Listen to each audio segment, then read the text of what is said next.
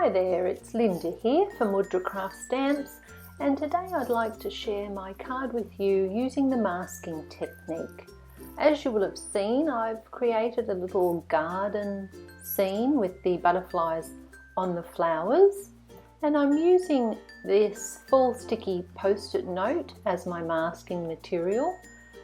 And first thing I need to do is stamp out all the images that I'll be planning to use in my garden today. So I'm going to have 2 butterflies and a number of flowers. The butterflies come from the Grungy Butterfly set, and the flowers I'm using are from the Linen Bloom stamp set. So I'm stamping out all my images using VersaFine Onyx Black ink on the full sticky post-it notes, and then I'll be fussy cutting every image. Now on my garden scene, the butterflies are on top of the flowers, so they need to be stamped first. So here you see me stamping in VersaFine Onyx Black ink straight onto my card front, the 2 butterflies. Then I'm masking them off and protecting them from the rest of the stamping that I will do. VersaFine Onyx Black will work well with watercolouring, and today that's what I'll be doing.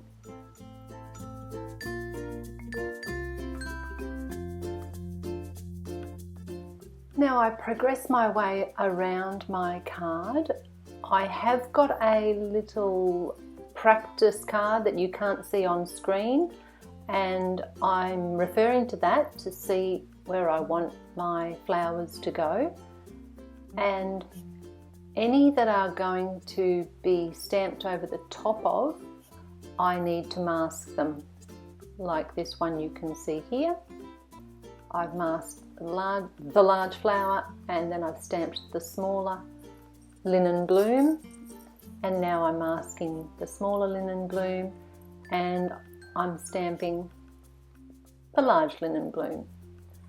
Then I'll be stamping a smaller one in the corner, and so on, continuing my way around, creating the floral bouquet around the top of my card. And then I will remove all the masks and show you the 1 layer of stamping.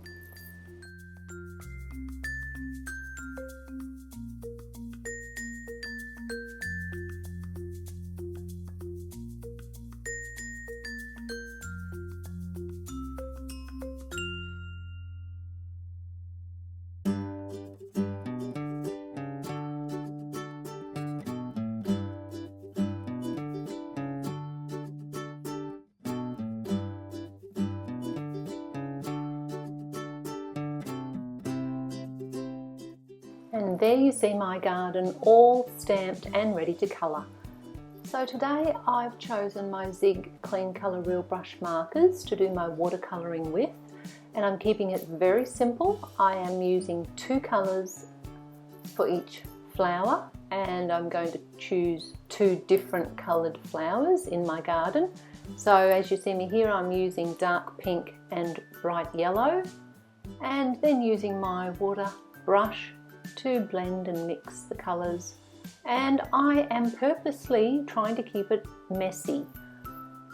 Watercolour is not perfect and it's not exact, and you do have some white spaces, and that's all part of what makes it look so good in my opinion. So I do try to not be too rigid with the way that I colour with my watercolours, and keep it fairly loose and free. So once I've got the colours down on my petals, I then like to do just a lighter colour on the little lip of the petal that you see turned up there. So I mix the colours on a little acrylic block. So here I'm moving on to another flower. The colours here are Carmine Red and Yellow, and here you just see me wiping up some of the Carmine Red where I put it and I didn't want it, and that's always easy. Just lay down some water on top of it and wipe it up with a tissue, and you can fix it. So blending those colours again, it's pretty messy, moving pretty quickly, a little bit of white space here and there, all adds to the watercolour effect.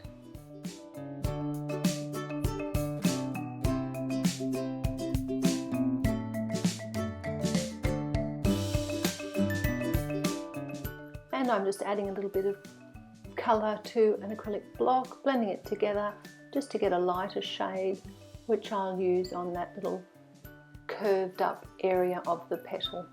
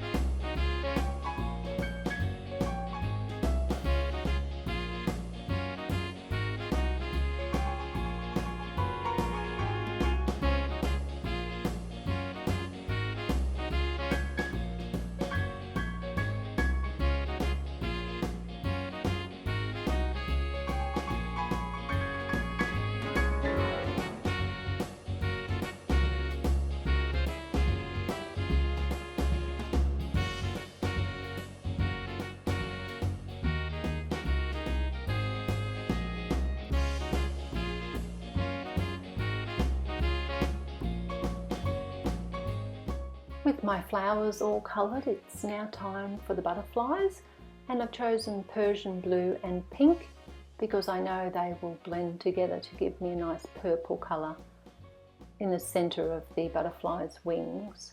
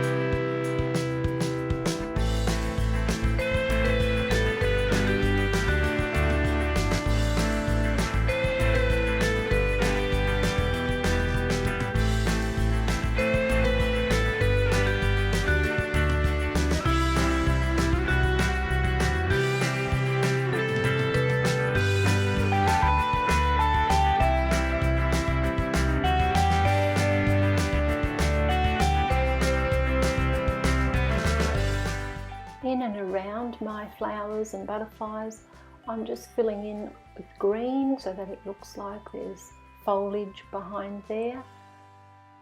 And I'm just getting all those tiny little spots in between. And then I will be creating a background all around my flowers and butterflies and adding some depth and shading. So the colour I've chosen to start off with is turquoise green, and I'm just going around the complete image and then adding extra water and really washing and dragging that colour out. And I'll let you just watch the process, and then you'll see me come in with a darker colour to get even greater depth and dimension.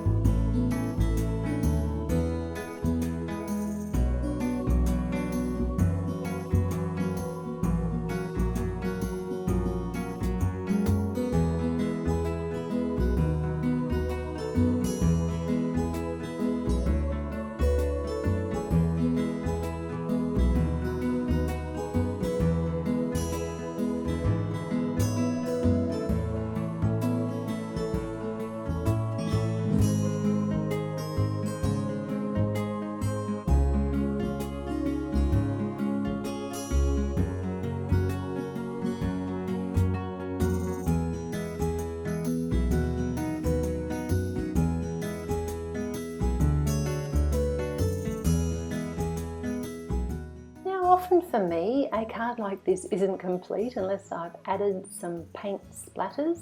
So I'm using some of my masks and a bit of sorbent towel to cover up everything again, and using the grey marker, making a wash of colour and then splattering it on with my water brush. And I just love the way that looks.